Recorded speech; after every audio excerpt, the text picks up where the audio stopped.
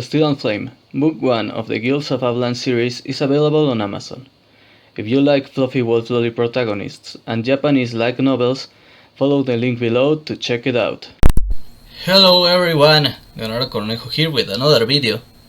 Today I want to talk to you about something that you didn't expect, because I wrote a fat woman. Not exactly,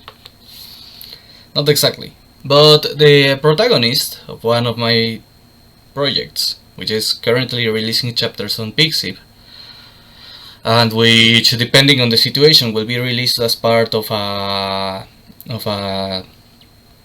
compilation of stories or as a standalone print book. Galena's Menagerie of Delicacies is an overweight, kinda chubby, busty kobold baker who uses magic to hunt monsters and eat them. And that's exactly what this video is about, because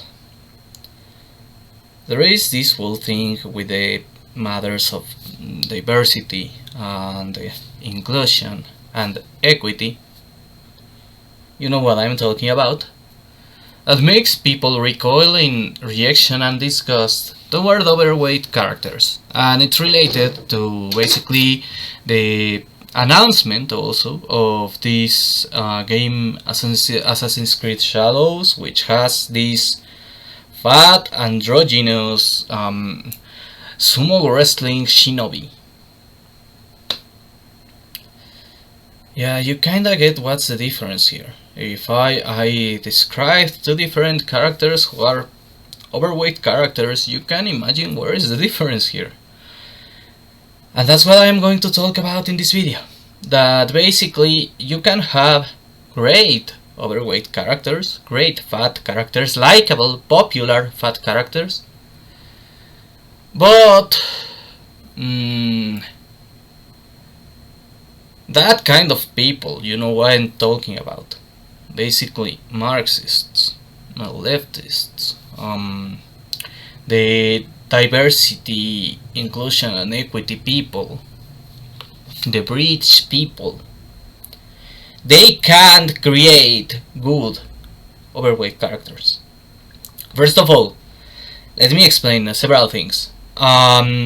This character, which I wrote, Galena, who is one of the Avlaan kobolds, I have spoken of them before in another video, was part of a kinda experiment when I was writing the lore, because, well, basically all female kobolds are lollies.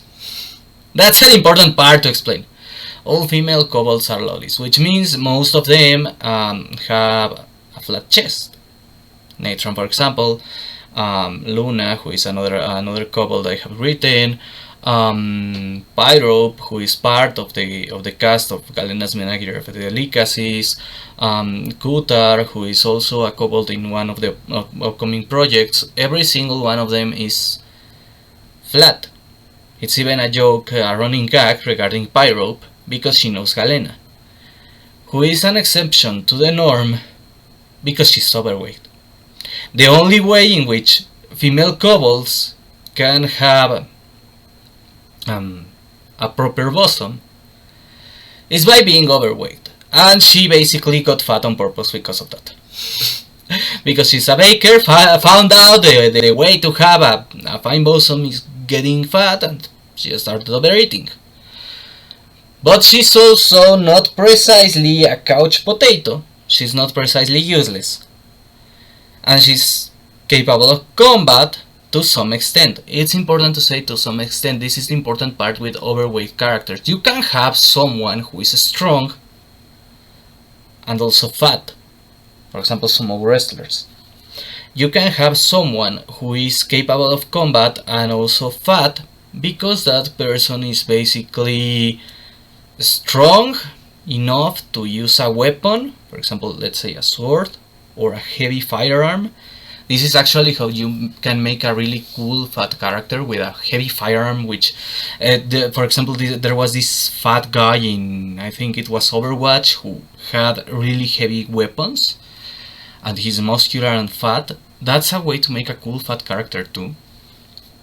because you have this guy who doesn't move too much, is basically sessile, but attacks with ranged weapons.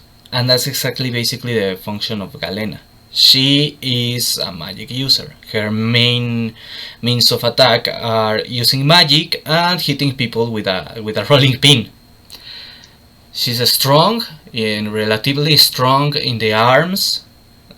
Of course, you will notice because she's strong but not muscular because she's a baker. Bakers, when kneading bread and all that, they do make some effort. They have strong muscles. They can carry heavy things too if they manage a store. She manages a store. You have this character who basically is fat but also capable of doing what normal people can do. That's important. That's important. You will need to understand why. Doing what normal people can do, and to some extent a little bit more. Not much. She's not a runner. She's not someone who runs at impressive speeds unless she's getting chased by a monster and she's trying to run for her life.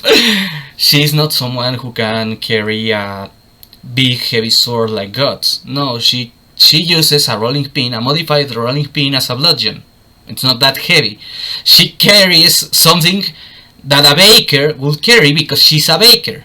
That's the important part. You have this overweight character whose lore makes sense. She's overweight because she purposefully overeats to get big tits, basically. It's fan service. I'm not gonna deny that. She's basically an opie lolly who overeats. But she's also an ambitious baker who wants to obtain new ingredients and starts hunting monsters because of that. She knows how to fight using magic because she learned magic for self-defense. Because her family is smart enough to teach their daughter some self-defense. She has enough combat skills to survive, but she's not this superb fighter. She's not this superhero. She's not this, at least at the beginning, she's not this action hero. She starts basically going on hunts looking for rare ingredients and starts getting stronger as the story advances. And she never really gets that strong, especially if you consider the power scaling in my setting. She's among the weakest, slightly stronger than Natron, who is actually slightly stronger in terms of musculature. There is this joke about Natron's punches being basically getting hit by a pillow, so she's slightly stronger in musculature and slightly weaker in magic. Natron is, under normal circumstances, quite weak with magic. She uses other means to strengthen her magic. She at first didn't know she had those means, but in terms of her natural magic, she's actually slightly stronger only than Galena. Galena is really comparatively weak when compared to other much stronger characters, including some featured in her story, such as Boss, who is this androgynous Dullahan whose identity is unknown. You don't know if it's a male or a female. It has some elven blood, that's where the androgyny comes from. And this being is one of the strongest mortals in my projects. The guy basically kills gods for fun. He's never going to fight Zenith, by the way. Zenith is notably weaker under normal circumstances. Just to clarify, Boss is really one of the strongest characters I have written, and he is, because you don't know if it's male or female. It's one of the characters I wrote purposefully to be absurdly strong. Basically, Boss has similarities to gods, to Goblin Slayer. They were part of the inspiration. Gods particularly in his Berserker armor, and to many Dullahan optional bosses who are basically the guys who wiped your team with a single hit. So basically the idea was making this super powerful asshole, and it's a psychopath. Boss is a pro-social psychopath who has a soft spot for cute creatures, and that's why it is nice to Galena. But it's a monster. It's not even human, and socially is considered closer to monsters than to people. I get the he by reflex. I haven't even decided if it's a male or a female, but I get the he by reflex because Galena treats boss as a male. It's part of the joke that Galena by reflex, just by how intimidating this thing is, treats boss as a male. The thing is, Galena starts off really weak and interacts with really strong characters. So basically, she's the new player who gets carried. She's the new player who gets carried and gains experience. That's pretty much her story. So she starts off pretty weak and is overweight, is disadvantaged, and is part of the joke. She's at a disadvantage, but she basically is so stubborn and gluttonous that she doesn't stop because of that. She basically just wants to eat that fucking monster and will kill it.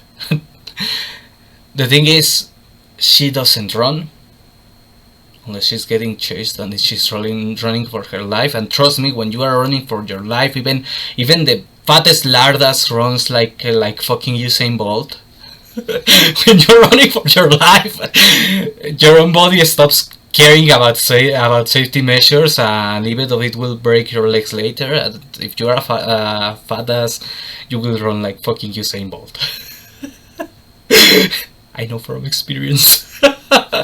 I know from experience. So, yeah. She doesn't run. She barely moves in battle. She basically just stands there casting magic. She can take long hours of travel because she's basically used to traveling by foot. So she has nice thighs for a girl that chubby. She has nice thighs. That's canon. But she's not athletic. That's the thing. She's not athletic. There is never a point where she does things an athletic character will do. She can fight because she has the means to fight without needing to overcome the weight issue.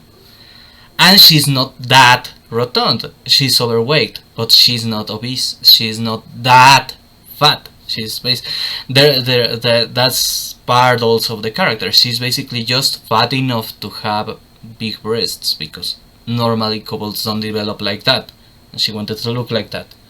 But she's not that fat. And if you have seen some of the nerds who actually care about learning how to use guns or about how to use a sword, they don't really work out that much. Even myself, I work out enough to have strong arms, and I keep trying to lose weight, but I am still overweight. You don't necessarily get completely ripped and thin by learning to fight if the way you learn to fight doesn't require it.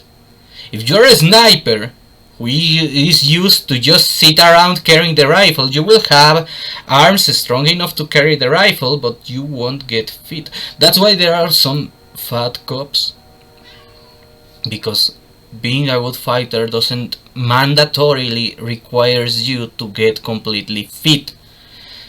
Just fit enough to fight and win.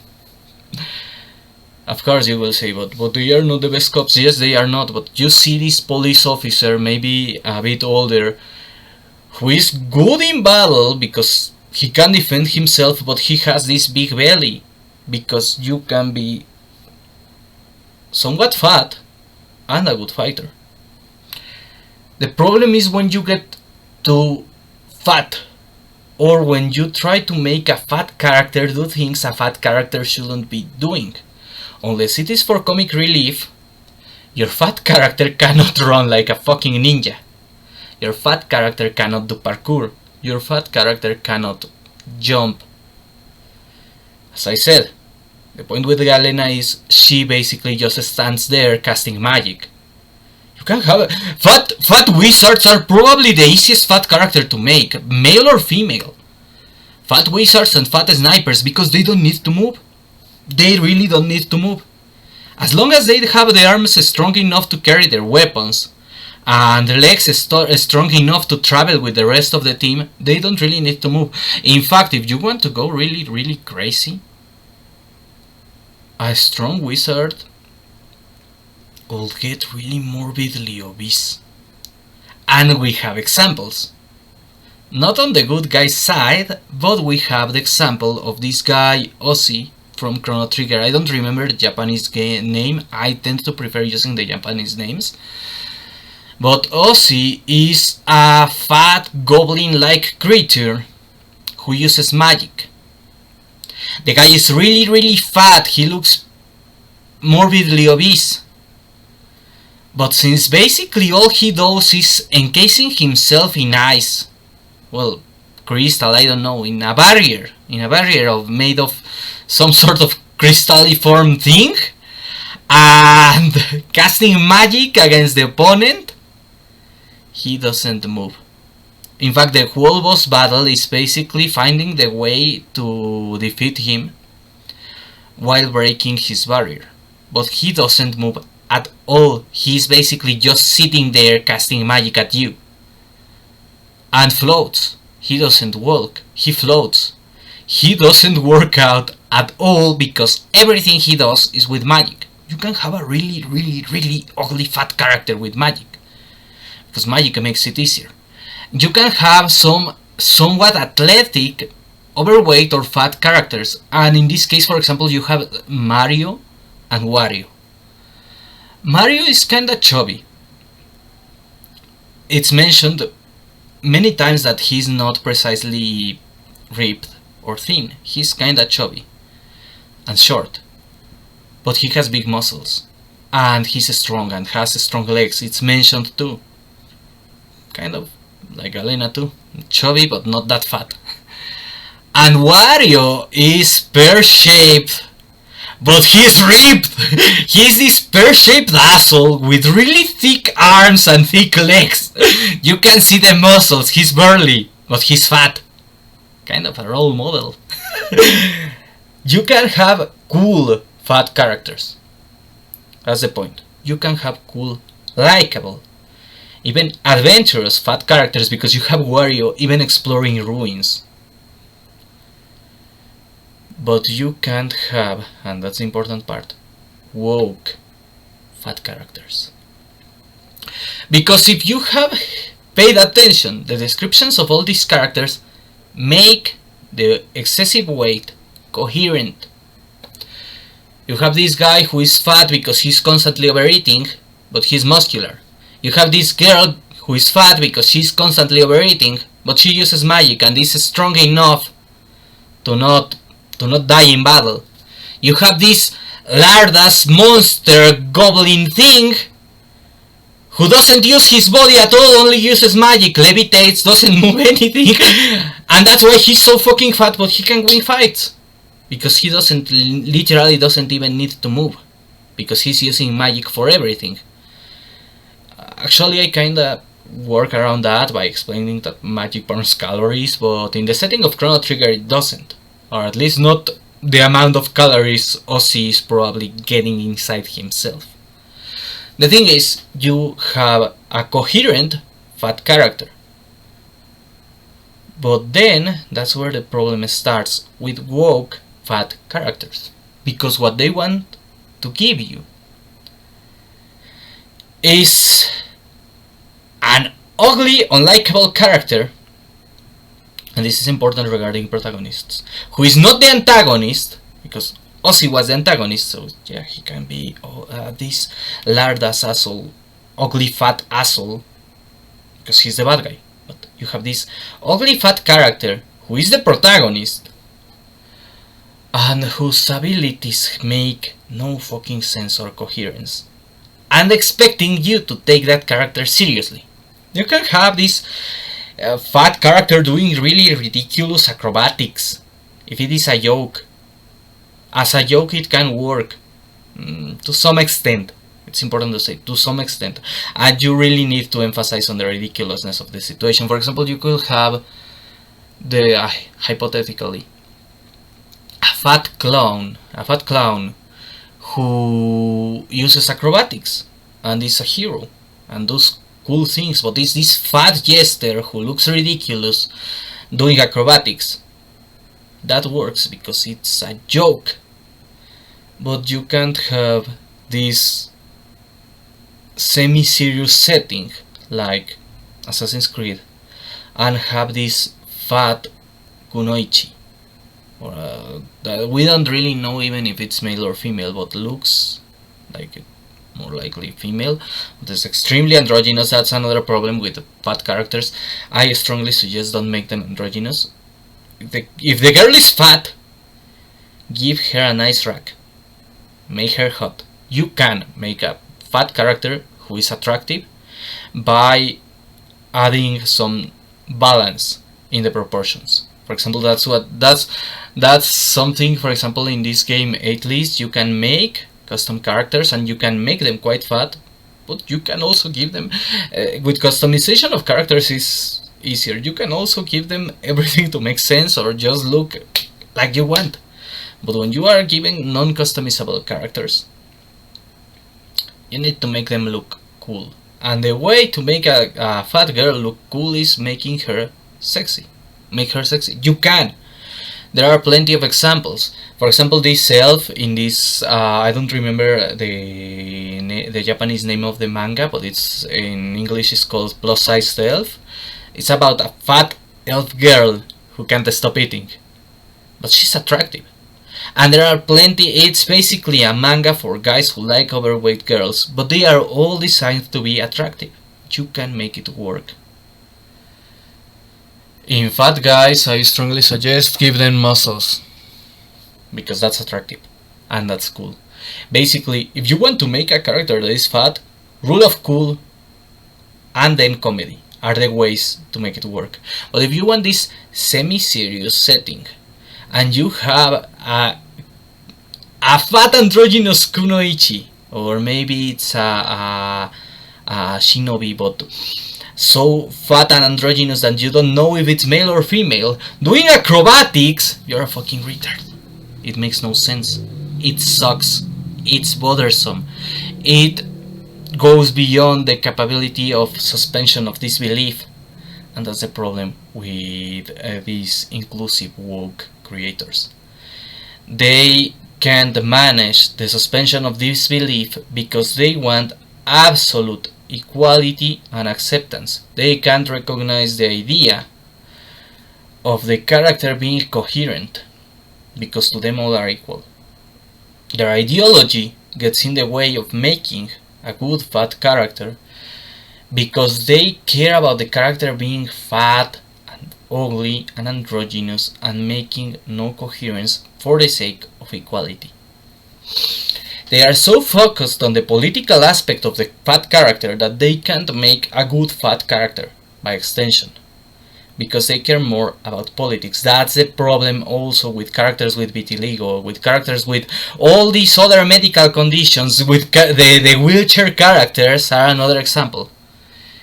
They only care about the political aspect and not about the coherence aspect, not about the rule of cool, not about the comedy.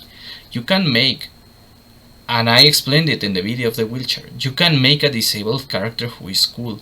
You can even use a character who is in a state of being forced to use a wheelchair and be cool if the setting makes sense. You have, for example, this villain in this Wild Wild West was the movie with Will Smith, this steampunk movie with a big robot spider. And you had the antagonist was bound to a wheelchair, which concealed steampunk spider legs. That guy was scary. When I was a kid and I watched that movie, that guy was scary because he was literally so crippled. Part of his guts were actually lost. He was like this guy who was basically just an upper torso in a wheelchair, and the wheelchair was a spider steampunk. That guy was disturbing for me as a kid.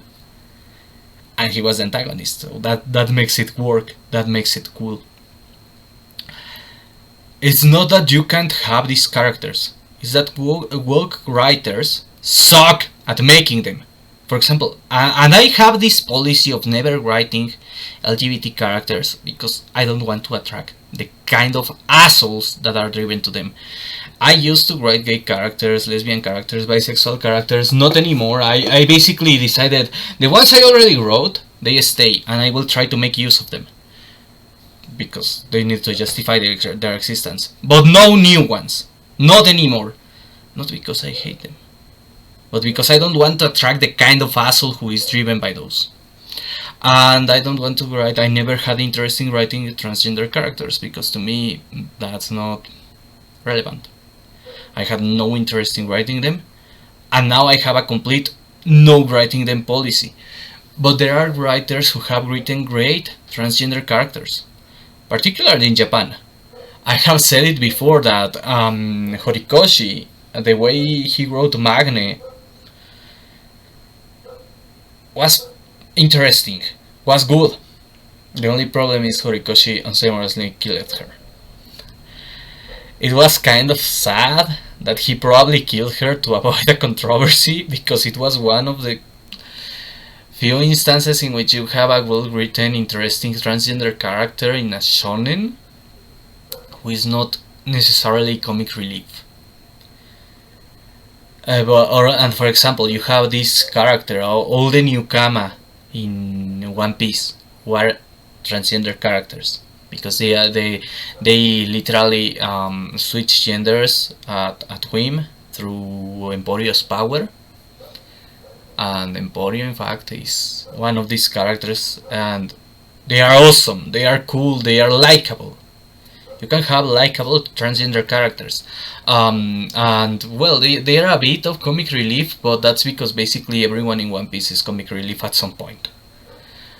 But the thing, or for example, this character Hana from Tokyo Godfathers, who is a transgender or crossdresser, it's never made too clear, but socially acts like transgender character who is basically both comic relief but also the voice of reason in the group of homeless people who are the protagonists of the story.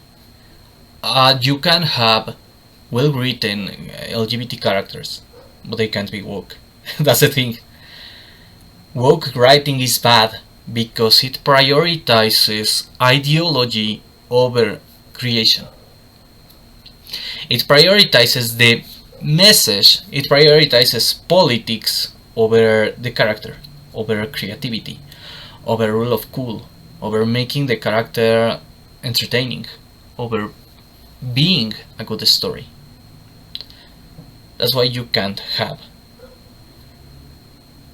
good, woke, fat characters. Sorry, the camera crashed. It got overheated. That's why you can't write.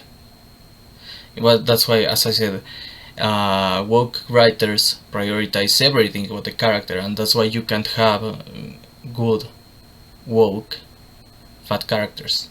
But you can have good, fat characters. You can have even cool, action-focused fat characters. And I gave examples. Wario is probably the most action-focused, because in the case, for example, of my character Galena, she doesn't move around in battle. She basically is just there casting magic. That's why being fat is not a big disadvantage. That's important to take into account. You need to take into account that being overweight will give you a disadvantage in the battlefield. In her case, since she doesn't move much, and she doesn't always fight alone, she compensates her strengths, her weaknesses with her strengths. Wario, on the other hand, is basically fat and at the same time being athletic. You know, taking these long jumps, long dashes, using his fists. But because he's fucking strong, he's basically a pear-shaped bodybuilder. And that works and makes sense, and it follows the coherence of its universe and the rule of cool. You can have really cool fat characters when you are not a woke writer. The problem is wokeness basically turns everything to shit. Trump is right in that regard. Everything woke turns into shit. And that's why people react so aggressively against overweight characters. nowadays, because woke people basically poison the well for everyone. But I am retaking that well. I'm not just retaking it, I am purifying it Okami style. You know, with all the special effects as I purify it. How? With an overweight Opai Loli kobold who uses magic. And she will purify it with salt. It's lore related. The salt thing is lore related. But the thing is, you can have those characters and make them work. The problem is when you have ideology motivating it. The reason I wanted to write her was not ideology. It was because I wanted a kobold with big tits, and the only way for the lore to make it coherent was making her fat. That was it. It was a joke originally, but then I started to grow fond of the character and I started writing more and more and more, and it became a really cool adventure which is available on Pixiv. Don't let wokeness ruin everything. Don't let wokeness ruin creativity. Take control. You can make the characters you want. You can make really cool characters with all these ideas that woke people are incapable of using well, because they are idiots, not because the idea is necessarily bad. There are ideas that are necessarily bad, like for example the whole thing with Tash and being non-binary. That's so woke it's bad by default, because it's inherently woke. But anything that is not inherently woke can be done right, can be done cool, because it's wokeness that is uncool. Well, that's it for today. Have a good one.